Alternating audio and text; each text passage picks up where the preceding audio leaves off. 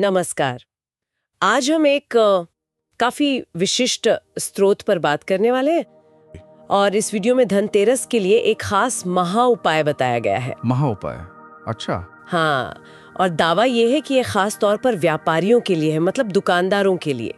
और इससे कहते धनतेरस इसलिए खास है क्योंकि मतलब कोई 84 साल बाद कोई विशेष ज्योतिषीय योग बन रहा है, ऐसा दावा है। 84 साल? ये तो काफी लंबा समय है। ज्योतिषीय योग की बात भी है इसमें? हाँ, तो चलिए जरा इसको खोलकर देखते हैं कि आखिर इसमें है क्या। आप इस पर थोड़ी और रोशनी डालिए। अब बात करते हैं अनुष्ठान की, जो महा उपाय कहा जा रहा है। हाँ, क्या करना है इसमें, विधि क्या है?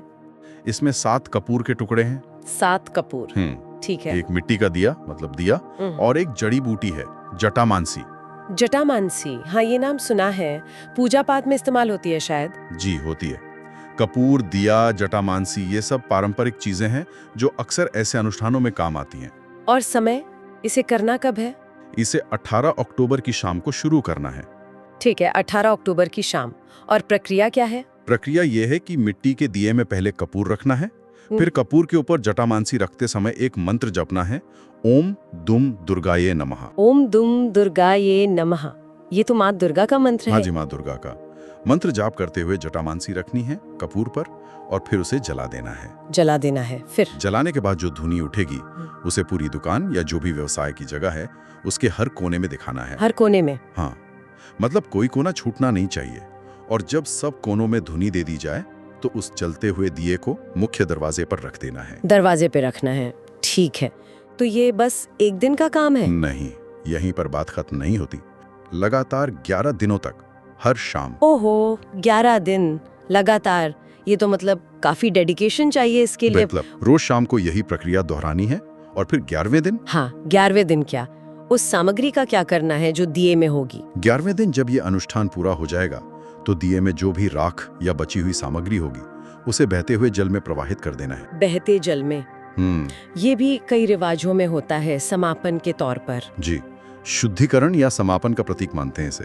ठीक है, तो ये तो होगी पूरी विधि। 11 दिन, कपूर, जटामानसी, मंत्र, ध्वनि और आखिर में विसर्जन। लेकिन सबसे बड़ा सवाल इससे होगा क्या? हाँ, देखिए, दावे बहुत बड़े और कह सकते हैं आकर्षक हैं, खासकर व्यापारियों के लिए। जैसे कि? पहला दावा, दुकान या व्यवसाय बढ़िया चलने लगेगा। अच्छा, ये तो हर व्यापारी चाहेगा। बिल्कुल। दूसरा दावा, अगर व्यापार में घाटा हो रहा है तो वो रुक जाएगा, घाटा नहीं होगा। घाटा रुक जाएगा। तीसरा, ग्राहक आने लगेंगे। और चौथा दावा थोड़ा अलग है। वो कहते हैं कि अगर किसी ने नजर लगा दी है या व्यापार को बांध दिया है तो उसका असर खत्म हो जाएगा। नजर लगना, व्यापार बंधन, ये तो मतलब लोक मान्यताओं वाली बातें हैं। बिल्कुल जी, ये धारणाएं काफी गहरी हैं समाज में कि किसी की बुरी नजर या ईर्ष्या से भी बिजनेस पर असर पड़ सकता है। तो ये उपाय उससे भी बचाने का दावा करता है। ये दिलचस्प है, मतलब ये सिर्फ प्रॉफिट बढ़ाने या ग्राहक लाने की बात नहीं कर रहा, बल्कि एक तरह से प्रोटेक्शन, सुरक्षा देने की भी बात कर रहा है। हाँ बिल्कुल, ये एक सुरक्षा कवच जैसा भी प्रस्तुत किया जा रहा है। और इसमें एक और एंगल है ज्योतिष का। ज्योतिष का? अगर शनि ग्रह की कोई कुदृष्टि है या साढ़े साती या ढैया चल रही है तो उसका बुरा असर भी खत्म हो सकता है और शनि देव की कृपा मिल सकती है। ओहो, शनि ग्रह का भी कनेक्शन जोड़ दिया।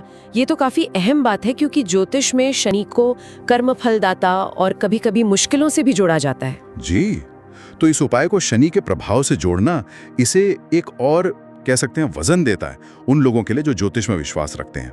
और याद है शुरू में वो 84 साल वाले योग की बात थी? हाँ, बिल्कुल, 84 साल वाला योग। वो दावा भी शायद इसीलिए किया गया है ताकि लगे कि ये धनतेरस बहुत खास है और ये उपाय इसी खास मौके पर करना ज्यादा असरदार होगा। ये एक तरह से अर्जेंसी क्रिएट करता है। समझ रही हूँ। तो ये पूरा पैकेज है, पारंपरिक अनुष्ठान, ज्योतिष्य महत्व, नकारात्मक ऊर्जा से बचाव और खास मौके का हवाला। बिल्कुल, ये सब मिलकर उन लोगों को बहुत आकर्षित कर सकता है जो अपने व्यापार को लेकर चिंतित हैं या उसे बढ़ाना चाहते हैं।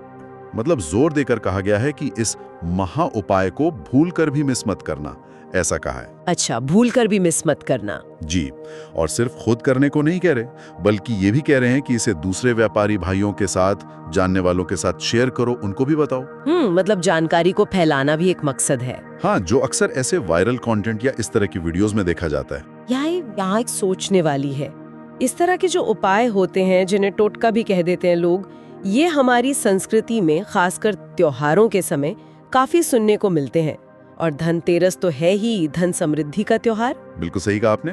ये उस बड़ी सांस्कृतिक सोच का हिस्सा है जहां ये माना जाता है कि कुछ खास क्रियाएं, खास मंत्र, खास चीजें और खास समय का अगर सही मेल हो तो हम अपनी दुनिया में, अपनी जिंदगी में अच्छे नतीजे ला सकते हैं। हाँ। और धनतेरस जैसे शुभ मौके पर तो ये उम्मीद और बढ़ जाती है, क्योंकि वो समय ही नई शुरुआत और बरकत से जुड़ा माना जाता है। और ये भी देखिए कि जो चीजें इस्तेमाल हो रही हैं, कपूर, जटामांसी, मिट्टी का दिया, ये सब पारंपरिक रूप से शुद्ध माने जाते हैं, पॉजिटिव एनर्जी से जुड़े माने जाते हैं, है ना? जी हाँ।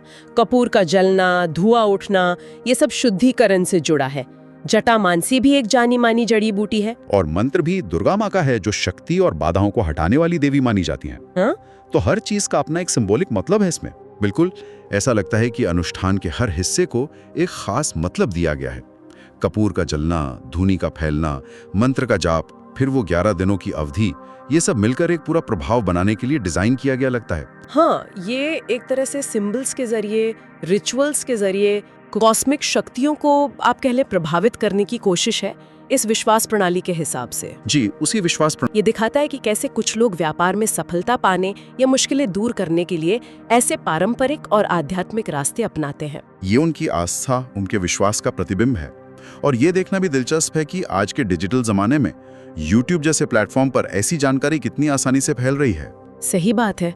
पहले शायद ये बातें घर के बड़ों से या पंडितों से पता चलती थी, अब ये एक क्लिक पर उपलब्ध है। तो आखिर में अपने श्रोताओं के लिए एक सवाल छोड़ जाते हैं।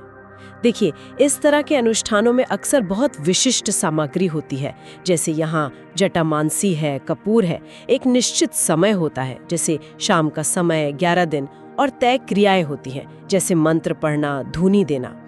तो ये सब इस बारे में क्या बताता है कि इंसान कैसे भौतिक दुनिया में, मतलब फिजिकल वर्ल्ड में, एकदम स्पष्ट स्टेप बाय स्टेप तरीकों से उन शक्तियों को प्रभावित करने या उनसे मदद पाने की कोशिश करता है जो दिखती नहीं है, जो अमूर्त हैं या अलौकिक हैं, खासकर तब जब लक्ष्य व्यापार में सफलता जैसा बिल्कुल ठोस दुनियावी नतीजा हो।